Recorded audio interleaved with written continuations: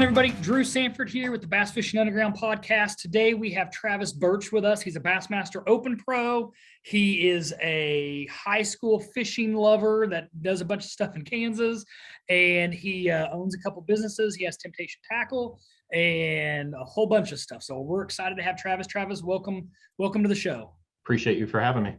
Yeah, absolutely. So you know Brock real well, I think. Brock's a Kansas kid, Oklahoma kid, takes people's money on grain, and he's one of our interns that fishes for Drury's bass fishing team. And he said that this would be a great one to get, and we look forward to having you and can't wait to bend your ear a little bit. Awesome. Sounds good. Yep. Tell us about you fishing in Kansas. What do you do? What lakes do you fish? Is Gunnersville over there?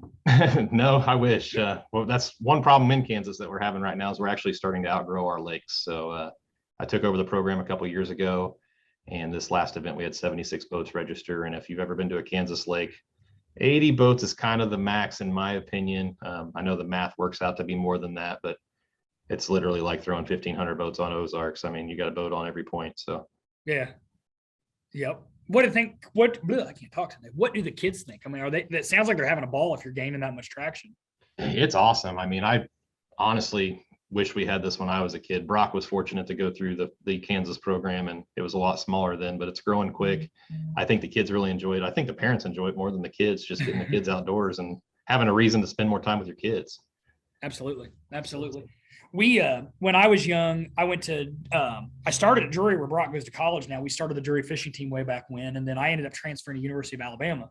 And while I was there, we got involved, and me and a group of 4 or 5 others, we started the ASA BFA, which is Alabama Student Angler Bass Fishing Association. And it just, I mean, you talk about explosion. I mean, I think our first year we averaged 50, 60, 70 boats. And then by the end of it, we ended up having to do, our qualification system was a little bit different. We ended up doing the Northern and the Southern division. And then we had 4 and 4 events, I think by the end. I think that's right. 4 and 4 events. And then you fished 3 to qualify. And we did the points off of 3 events. So, we had to do it to get, even in Alabama with the lakes, it was hard. When you start talking about like Neely and Weiss and Lake Tuscaloosa and some of the smaller lakes, to have a 200-300 boat tournament, you just ran out of real estate. So, I feel it's a little different, but I feel your pain. But man, 70 boats in Kansas, I don't want to be mean to Kansas, but how many bass fishermen are out there? And to see that many on the kids side, is there an adult circuit pulling that many boats from out there? Our adult circuit is not pulling that many boats. I think we had 30 something at Wilson boat wise. So 70 competitors. And then at Keystone, they went down to Keystone, Oklahoma just like a week or 2 ago. And I think they only had like 20 teams. So it's definitely not pulling the numbers we're pulling on the youth side. Why? I mean, you know what I mean? Like I because like you were saying, I think the parents like it more than the adults. And I agree with this, but it's such an interesting dynamic when you start mixing, the soccer mom bunch and the fans for the schools and, the kids, and you do that. But you would think there would be, out of 100% of the tournament fishing, you'd think there'd be 60% of them high school fish with the kids, but it's almost the other way around. There's more kids now wanting to do it than adults. I mean, why? What do you think? I think it depends on the state. No offense to Kansas or anything like that, but I mean, it really depends on whether or not you want to grow it. So a lot of states are just going off of natural growth, no marketing, no nothing like that, no trying to really push the envelope and make the thing explode. Where I want to see the thing explode. So I want to do what you're kind of talking about in Alabama and doing different trails. Arkansas is up to like 6 or 7 youth trails now. So this year was kind of a test throwing 2 trails out there. But next year with the boats that we're getting, we're going to have to force kids into one or the other, an east or a west or north or south, whatever way we do it. Yeah. How many material size lakes do you guys have? I know you guys have a lot of smaller ones, but like actual tournament size lakes. How many are out there in Kansas? We got Melbourne, Wilson, Milford, Perry are the biggest 4. And then we have some that, Hillsdale, Clinton, that you could have tournaments on, but the fishing population hasn't been that great there for quite a few years. So Hillsdale's getting better. Clinton's been stocking smallmouth, but they also stock a ton of wiper. So wipes it out. Yeah, Kansas has kind of got a different approach on their lakes. They're big on channel cat and wipers, and it's kind of unfortunate because bass fishing brings a ton of revenue. Yeah.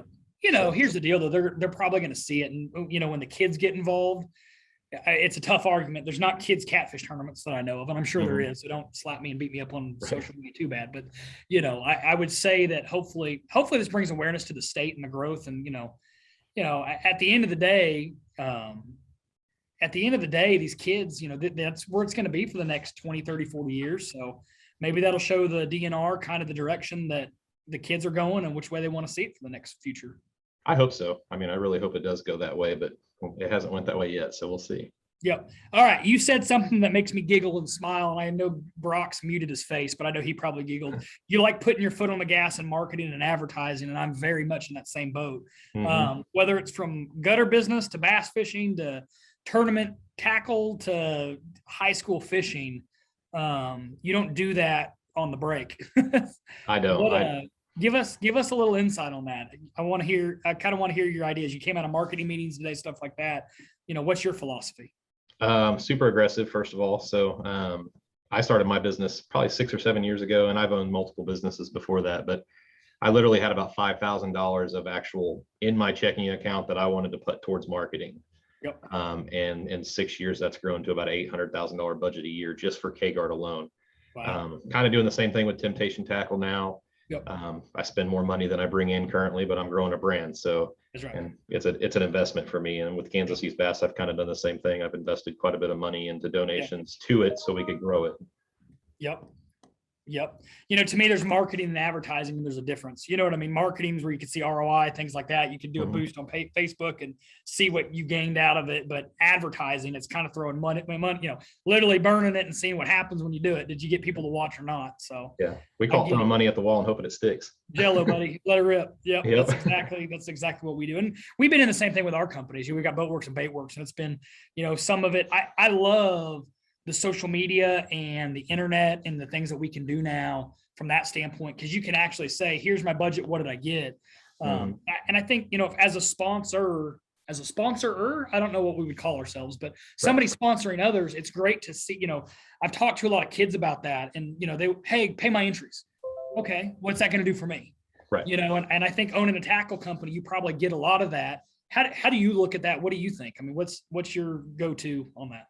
I'm big on just really, when it comes to kids, is just checking out their social media. So like if a kid's wanting sponsorship, like Brock for an example, keeps a really clean social media, goes out of his way to help people, even if it's to a fault of his. You know what I mean? Like, and then you got the kids that just want something for free that have 12 followers on social media. And it's like, I don't necessarily need your return. I'm not sponsoring you to get a return, but I want to be represented well. I don't want some guy out crashing beer cans and tearing up your, street signs and mailboxes and stuff in high school. Cow tipping in Kansas, baby. And wearing my hat, you know what I mean? Or whatever, wearing our shirts. So whatever it may be. So. Yeah. Interesting. What do you think of the opens? Is this your first year? Is that right? I co-angled 2 or 3 years ago for my first run. Decided that co-angling is not exactly for me. And I told myself if they ever came back to either Smith or Grand Lake, that I would sign back up as a boater, because I'd been there as an open and I kind of got a little feel for those lakes, and I obviously fish Grand a lot. And I wanted to try it. I knew my kids, I have 4 kids. So I have 2 that are out of high school, and then I have 2 that are getting ready to start into the elementary sports and stuff like that. So I was like, I better take my shot while I can. Tried talking Brock into it, but things didn't work. We'll keep pushing. You're right. So. Good. Did you enjoy it? Was it a fun year? It was a blast. I had some issues this year, boat problems and some other stuff. So yeah, when I got out of college, I went in and I started fishing the opens, and it was kind of like the same time frame, like Jordan Lee and Matt Lee, and like we all kind of graduated that same era. And the tornado hit Tuscaloosa, and that's when we went on the, that's when I went on the road and did it. And what was amazing to me is, you lose a fish in a BFL, you can kind of overcome it. You'll still cash a check. When you go to the opens, you lose a fish, it's 25 spots, bang. I mean, just instantly. And the difference between a good solid finish and cashing a check literally is the one that got away. And you have 2 or 3 hiccups, it's done, and it's crazy. The competitiveness and how tight it is in those open circuits, it is just unbelievable. Yeah, I mean, I just took up fishing a few years ago, so this was like way out of my league, and I knew it, but I was like, there's no way to learn better than put $1,800 on the line. Yep. And go try to figure out a lake you've never been to. So Pickwick was like a extreme wake up call to me. Brock goes down there and gets second a couple weeks before me, and I'm like, where's these fish? You know what I mean? Like, they move, dude. Yeah, where'd they go? How do you find them? Like, it was different. But the work ethic that it takes to become a pro fisherman, I mean, obviously I was in the mindset of I was just going to donate and learn more than try to succeed, even though I wanted to cash a check. I wanted to weigh limits every day. Yep. The 10-day, 8, 9, 10-day work ethic of actually making a cast all day for 10 days in a row, or graphing all day, depending on the practice day. I mean, I have mad respect for, kids like Brock that want to do this for a living. Cause honestly, I don't know if I'd want to do it for a living. You know what I mean? Like, so it's kind of, it's a lot of work. It is a lot of work. And well, and from your perspective now, I think me and you are similar in a lot of ways from a standpoint. We've got businesses and we've got kids and things like that we got to take care of and manage and make sure they develop. And a business is just like a kid to me. You got to develop it and grow it and get it to maturity and do that. And I bet we have similarity here. I go fish. I normally fish Toyotas. I actually signed up for the Opens this year, but I used to fish the Opens, but I've done the Toyota thing. But putting $1,700, $1,800, $2,000 on the line, it at least makes you take a few days off to go fish a tournament. So it is I started doing better when I just said, you know what? I'm not going to put pressure on myself to care what my place is. I'm going to go have a ball. I'm going to go have a good time. I'm going to go bring the camper with the kids and the wife or my travel buddies, and we're going to have a good time. We're going to go fish. I'm going to fish my butt off from daylight till dark. I'm going to try to compete, but at the end of the day, I've got a job that I'm going to go home to, and that's what matters there. But I'm going to go enjoy this event and to go try to learn and watch these good pros and see how I can compete. And I think when I took that perspective with it, I started doing better.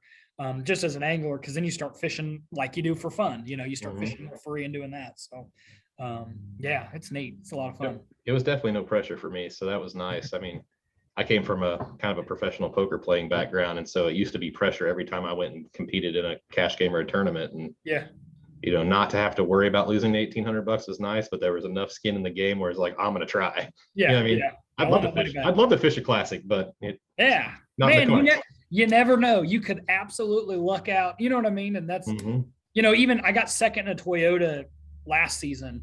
And like when I was driving home, you're just so bummed that you didn't win. But I was like, man, if that was an Open, I'd be sick. Like, oh yeah, it's one thing not winning, but it's like, that could have been a classic spot. And like to be that close to a W, and, I couldn't even imagine, those guys that get second on the Opens. Oh my gosh. I don't know how you don't see them jumping on bridges and stuff. Imagine getting second in an Open and somebody jackpotted and didn't fish all three. Yeah. That'd make you even more sick. Yep. And it happened, and that's the thing that's interesting to me about these. I think there's more competition in like the Bass Opens and the Toyotas, because you get 50, 60 of those local hammers that really do it. And they'll go out and spend, even if you said 3 days a week, Saturday, Sunday, and, a couple nights after work, those guys that are close. I mean, dude, I don't get to spend that much time in a year fishing, let alone what they do the month before some of these tournaments that come into town. And between brushing and baiting and doing all the stuff they do, so I do like, I know for me, like I tried to sign up the last couple of years for the Opens and I couldn't get in. I didn't do the Life membership or the Bass Nation membership, and I tried again and I couldn't. So, I mean, I know you can if you do that, but it was one of those situations that, a lot of these guys aren't, a lot of these guys are really, you really got to kind of, Bass is getting really to the point where there's so many of them fishing that, almost got to fish all of them. Yep. So, cool. What do we need to know? I mean, we're talking to a pretty broad audience. What do we need to know about Kansas fishing? It's fun. It can be. I mean, we've got smallmouth, largemouth. Some of our lakes have spotted bass. I mean, Wilson is definitely kind of probably a top five smallmouth style lake. I mean, you have your big lakes up north and stuff like that, but supposedly Kansas is like 4th or 5th on the rankings for smallmouth, which I never knew that. And I'm like, well, it is kind of nice because you go down to Oklahoma and you only got like 10 killer, and Missouri don't have a lot of smallmouth in any of its lakes. Got some in some of its streams, but it's a fun state to fish. I still ultimately would rather fish and travel, but we have some good lakes here. Yeah, one of my good buddies, my travel partner, he lives in Nebraska, and he's kind of the same way. He's like, I could fish these, or I could just drive 5 hours and go to Lake of the Ozarks where big tournaments go. So, I get that, but it still is a neat thing. And what's cool to me is like, if you're in Alabama watching this podcast, or in, common fishing states, like just like it's exploded down there, it's happening around the country. And, as a business owner and as a part of the industry, it's really, really, really cool to me seeing, and I'm sure these kids, I think the sheer volume of fishermen are increasing everywhere. It's not just key areas, it's across the board. Young people are finding the outdoors and loving it and going on to college like Brock. And how many other kids, you said you've been around Brock for a while. How many kids from Kansas have left to go to states to go college fish somewhere? Quite a few. I mean, there's two or three at Drury right now with Brock. We got counting Brock, and then there's a few guys that go to well, they didn't leave the state, but they went to K-State to fish, and quite a few guys have kind of broadened out and went here or there. Yeah. But a lot of guys are staying in the sport and wanting to stay in the sport. So, and then you got some guys that just wanted to stay local so they could fish and work and didn't go to school. So, because there's also those guys that want to go to like Botex or trade schools and stuff like that. So, absolutely. I know when we did the high school stuff down south, we did scholarships, and Region Bank was a big supporter of that. And if they won money, it went into a college fund. And then when the kids graduated and they declared where they were going to school, we would write a check on behalf of them to follow. I mean, it's a pain, but it's how, it's how to actually do the NCAA stuff right. For that. So we did it that way. But man, I'd say a good chunk of kids, they'd call you and go, well, I'm probably not going to get the money now, but I want to go to a Votex school. We were always all for it. I mean, I think these kids going and learning to trade and learning a hands-on craft. I think that's just awesome to see. So, I mean, trades is a good way to go if somebody doesn't want to go to school. So if they're not going to go to school or not going to go to school to fish, I mean, a trade school is not a bad idea. I mean, I know in my industry, it's minimum $80,000 to $140,000 a year to do anything construction. So, Yep, it's cool. Very cool. All right, let's hear about the gutter business. I know you're a big part. Chris Wisnat, I'm pretty sure. Yep. And I actually just drew the conclusion when Brock was giving me he goes, oh yeah, he owns a gutter business. And I'm like, I know who he is. Yep. He's going, what do you know about the Kansas show going on this year in KC? I've actually got 6 booths. So I've got 2 for Temptation, 2 for my buddy's jig business. And so we're all 4 of our booths are together. Cool. And then Josh Plades is launching Clutch Swim Bait Company, which Brock has probably showed you a few of those. Yep. He's going to share a booth with us, and then I'll have one for KBN for youth fishing, and then I'm going to throw K-Guard in the show just to kind of break up the monotony of being nothing but fishing. So. Yep. I like it. I think we're going to bring some boats up there, and then we're going to bring the Baitworks crew as well from that standpoint. So I think we're up there, and Chris has been a big push for that. And I'm excited to see what Kansas shows out. And it's probably mainly KC, but I'm sure people from Topeka and the other surrounding areas are going to do it. But has there really been many Kansas shows based around fishing that you know of lately? Not in the last 4 or 5 years. I mean, the sports show used to be more of a fishing and outdoor show. And the last, 4 to 5, 6 years, it's been almost nothing but boats. Yeah. And no offense to boat owners and guys like you, but some people go to a sports show and they want to buy tackle or they want to buy bow and arrows or whatever it is. So to be a strictly fishing show, I know Oklahoma's had some really cool ones that are strictly fishing, and Grove and Oklahoma City, stuff like that. And then the fishing expo, I mean, it's kind of a big deal in Columbus, Ohio. So the fact that they're bringing one here is pretty cool. I'm excited to see it. Like you said, it's new. So it's like, are you going to have 5 people show up or 5 million? Who knows, but I'm sure the truth is still in the middle, and I'm excited to be a part of it. It sounds like, so it is the first year. I know we're pumped to go and see what happens. And I don't know.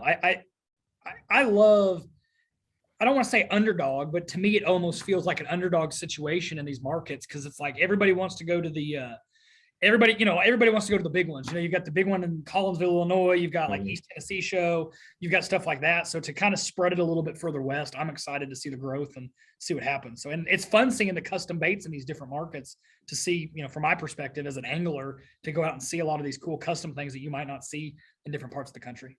Yeah, because there's a lot of baits that you can't get anymore in certain colors you can't get from big companies, and these local guys can make them for you.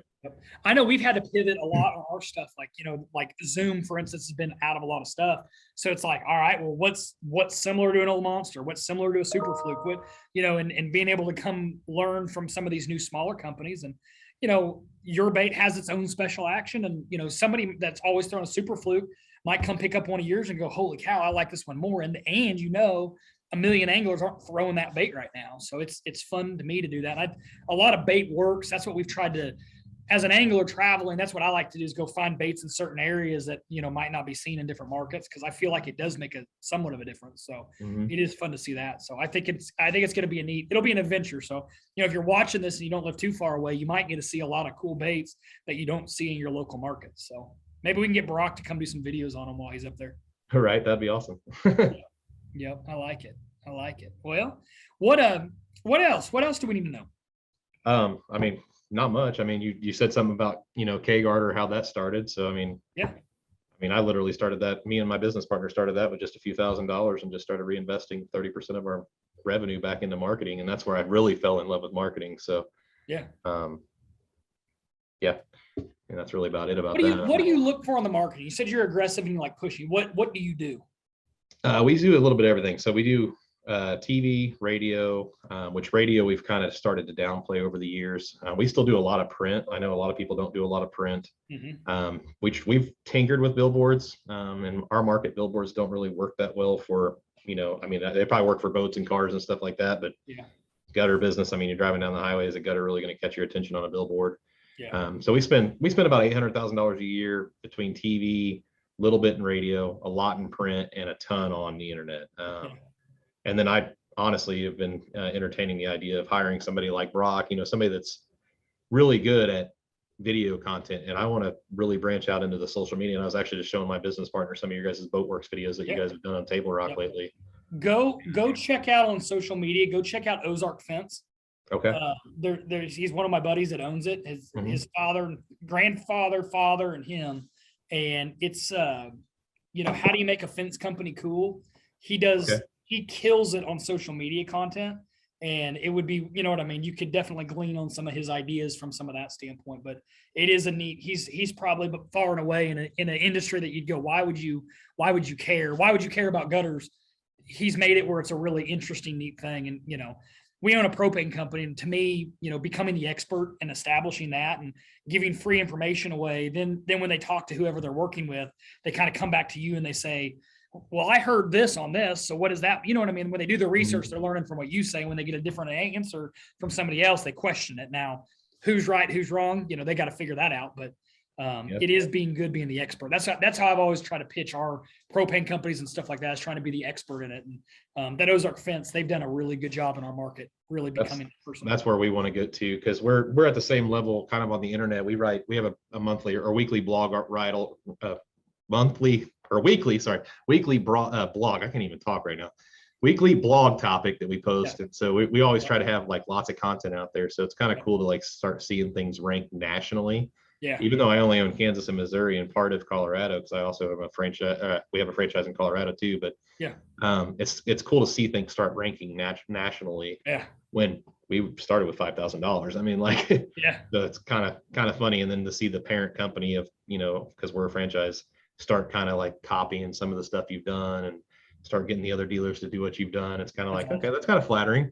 So now we need to pave the way in social media. So watching guys like you, and I'll go research Ozark Fence. I wrote it down. So I always tell the guys like Brock and them, I was like, we need to shift gears. You kind of get going, people start chasing and copying, and boom, you shift to the next gear. Yep. Then you do that for a little bit, and then they start going and copying, and then boom, you shift to the next gear. And when you're leading, if you stop, everybody can't. We were talking about that before we got on today, but it's just one of those things that if you just keep popping through, and by the time I feel like you're like, man, what am I going to do next? Then the next thing comes out and you can kind of jump into that. And, it's fun for me, seeing the Brock and the Jacobs and some of our younger guys that do some of the stuff, learning, the TikTok videos. I'm sure you've seen Randy Conlon dancing with the TikTok, and just playing the different markets and doing the different stuff. And it's been interesting. So it is fun. We just had lots of TikTok conversations today that some of our marketing guys don't think TikTok's the place to go. And I'm like, I don't know.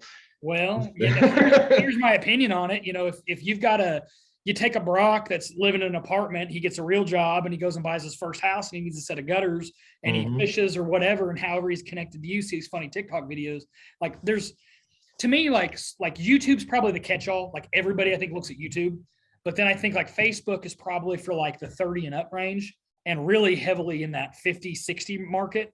And then TikTok, I think, is that younger. Instagram's, Brock's probably shaking his head laughing at me, but Instagram can kind of catch the 40 and unders. I feel like maybe the ones that got into it, but I think you've just got so many different, I think every social media platform has a different demographic. And I think learning how to play that. And we go round and around with that with our ownership group. Like, my partner, Jim, he's like, why are we wasting money on TikTok videos? Is some 18-year-old kid going to buy a boat? No, but he high school fishes and his mama's going to buy a boat because Johnny ain't going out on the lake in a 1993 Ranger 335. He's going out in the, at least buy an Express, at least buy an Avid, at least buy an 18-foot aluminum boat, and or money doesn't matter. We're going to buy him the greatest of the greatest because I want Johnny safe. So you also need to be ahead of the curve too, because like TikTok and Instagram are still the fastest growing platforms, where Facebook's kind of plateaued. I mean, yep. We used to spend a lot of money on Twitter 4 or 5 years ago, and I don't spend a dime on Twitter anymore because it's kind of plateaued too. And TikTok, even though we think it's when Trump left, Twitter died. Yeah, right. Even though true, kind of. But even though TikTok is, we think it's younger, if you actually look at the growth charts, it's the fastest growing 45 plus platform out there right now. Yeah, so that's cool. And 45 plus is my demographic. I don't know what it is for you, but yep, I get it. No, it's fun watching this stuff ever evolve and do that. And like you, what's next? You know what I mean? How do we jump on it now and then watch it grow and explode? And, looking at markets and different, in my world, like boat dealerships, what they've done, watching when they got on and started doing ads or marketing stuff, things like that, and watching their social media, the impressions and stuff go up, that's the name of the game. If you could put a boat on social media, used one or a new one, whatever it is, and you have 100,000 followers, and, that boat's not gonna, just statistically, 100,000 people see a boat, it's going to, somebody's going to buy the daggum thing. And whether it's buying baits, buying gutters, buying propane, buying what, it's all the same. Business is business. Knowing what now and the marketing and everything else, you can go buy a propane company to be successful. It's just, to me, I've always said it's a math formula. Business is a math formula. Once you figure it out, you can apply it to a lot of different markets and things. So yeah, it's definitely a numbers game for sure. Yep. What do you think on, you probably have a passion for the tackle would be my guess. You're having success in the gutter side. How much of the gutter business stuff you've learned is applying over the tackle success? Quite a bit. I mean, the tackle is still taking off kind of slow. I mean, I literally launched Temptation Tackle just to give back to kids. Yeah. And then the phone calls started trickling in. Hey, I noticed that you made my son this. Can you make Zoom's green pumpkin in a 5-inch mag finesse worm? Yeah. No, but I can next week. Yeah, I mean, like, let me order the molds. And then, so next thing you know, I mean, I started with 5 or 6 molds just trying to help kids out. And I don't know, I might sell like $100,000 worth of molds. It's getting ridiculous, but it's addicting. But, just like anything, once I've got to a certain point and I knew I was invested, I was like, this is not a hobby anymore and I need to make it a business. So now I'm just going through the steps of your first year in business, start marketing, spending money on Facebook, getting baits in kids' hands, pro staff and a couple people and going from there. So how many pro staff guys you got? Too many. A lot of them I don't even really list. It's just like people that hit me up on TikTok that have a decent following. Yeah. Guys like Brock and Josh and Brandon and Brad from Oklahoma. I just, hook them up with free baits because they do a real good job of making sure they constantly post stuff on, Instagram or Facebook or whatever. So it's so important. I don't think people get that. Like, I mean, Jacob and Brock that are here, they're tasked with managing Baitworks pro staff guys. And that's the first, that's the number one, how many followers, how much content are they putting out? What are they doing? Yep. And it's just one of those that it's like, it is so important in today's day and age to be doing that. And, as a business side, just those, it takes one person to get online and buy a pack of baits. You know what I mean? And it's like, if you make a video, 3, 4, 5, 10 people, if you get 200 views, are going to go look at it. And, what's your conversion rate online? And it's something, you know what I mean? So it's like every person that does it, it really helps, in my world of a small business, and I'd assume yours, it really helps just getting the brand out there and doing that. Yeah. And I made a post today, just kind of talking about some of the things I slacked on the opens, because I was so concentrated on my fishing.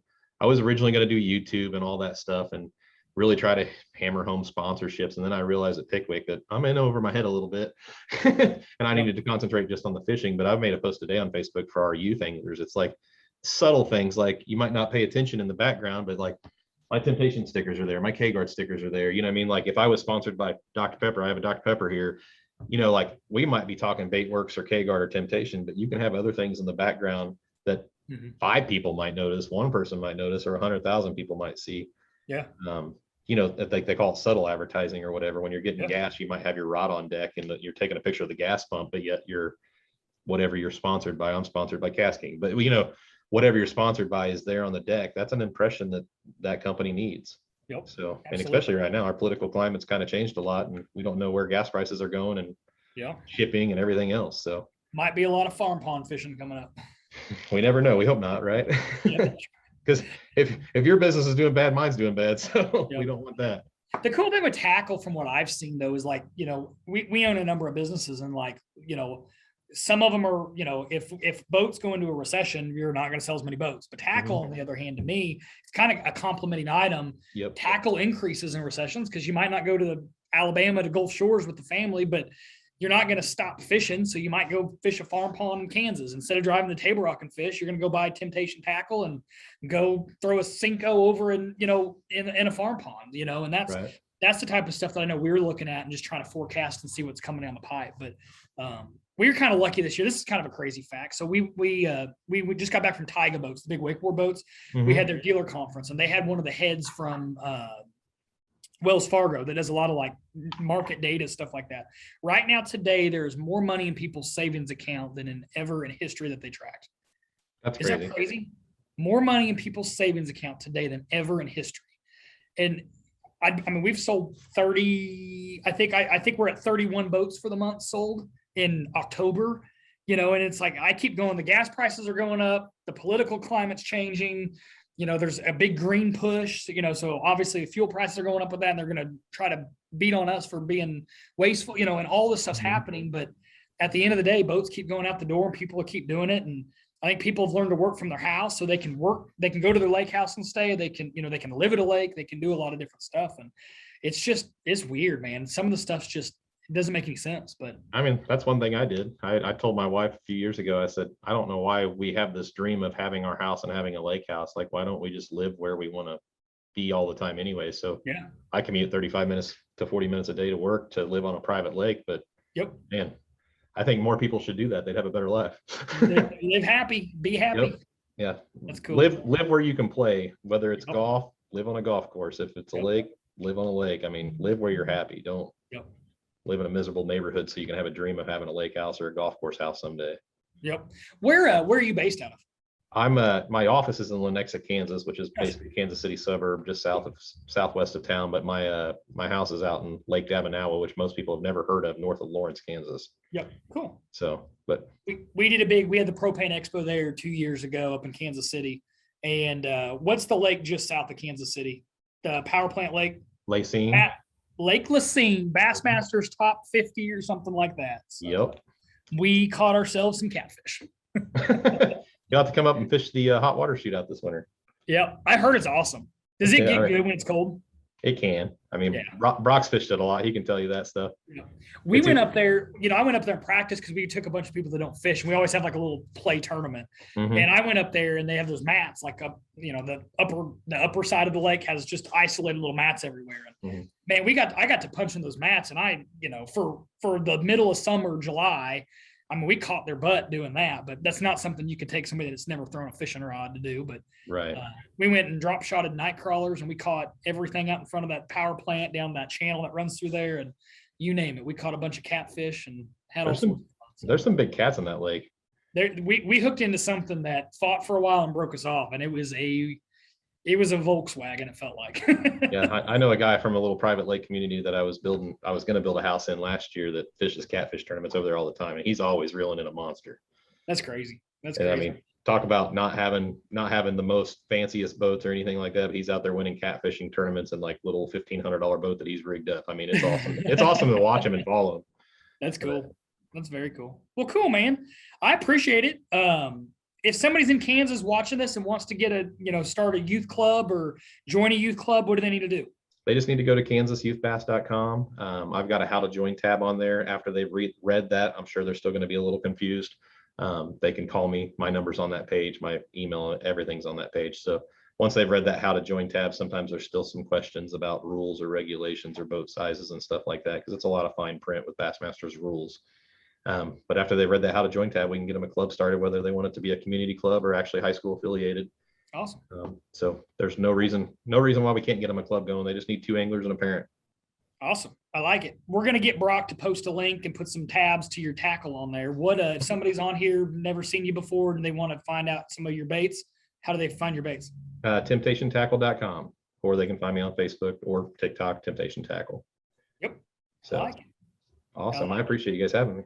Yeah, man, it's been awesome. It's fun. I love talking on the business side because it's just one of those things that to me I have a passion for, and it's fun Yep. seeing other people like you that have it as well. And I think it's an awesome thing that you do giving back to the kids. And you're doing it for the right reasons. You're making baits for free, when you started for it, and you're running these circuits, and it's fun seeing people that are doing it for the right reasons for the kids. So you can tell. One of the cool things that I've found about bait making is, so at least this is what I do. I don't know if other bait makers are doing it or not. I remember there used to be a place in Oklahoma that would do it for kids, but I'm telling every kid nationwide, I don't care who it is, if they want to send me their baits that are used, as long as it's not the Z-Man Elastec or the Strike King Elastec, if it's just straight plastic, if they send me their recycled baits, I send them back brand new refreshed baits with their scrap or somebody else's scrap, because it all gets grinded up together. Yeah. But I mean, like just the other night, we had 14 kids here and they walked out with 250 bags of baits. Like, Crazy. and it was scrap. You know what I mean? Like, Yeah. it was my waste, other people's waste, and those So kids does the were colors pumped. get mixed together and like blend into brown or something? Or what do you do? You try to keep them color like? Yeah, if it's green pumpkin, I sort out like green pumpkin, June bug, stuff like that. Everything else we just grind together.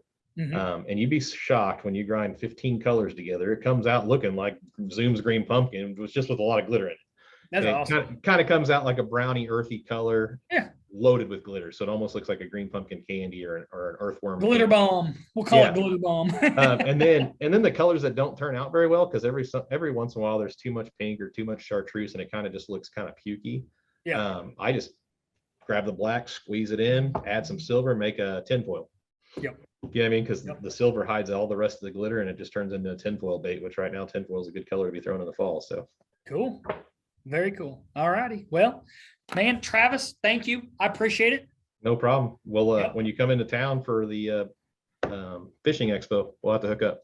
Absolutely. Absolutely. Make sure you're watching Baitworks and Boatworks on social media, Instagram, Facebook, YouTube. Our YouTube channel has a bunch of good content. So check out our YouTube channel. That's all for me. I appreciate it. Thank you guys for watching.